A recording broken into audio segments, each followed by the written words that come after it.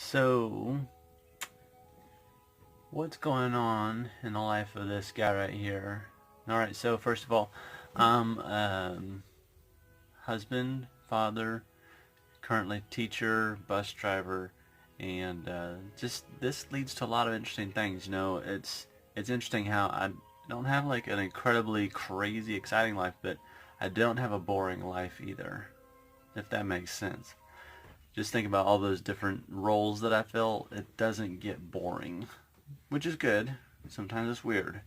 For example, as a teacher yesterday, I had to handle the death of our class pet, which was much more traumatic for some of my students. They're third graders, so they're like 8, 9 years old.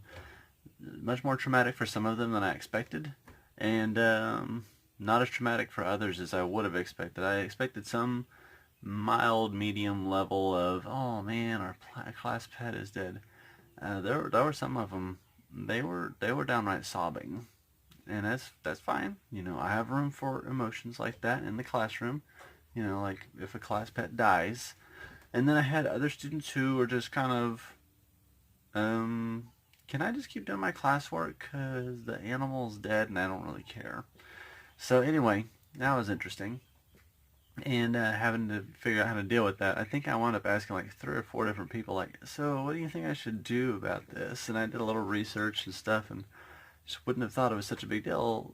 But then again, it's been a long time since I was 8 or 9 years old losing a pet. So the students kind of created a little miniature memorial. They festooned the cage with notes and cards and pictures. And anyway, then last night I got to step into that interesting role with my children, my own sons.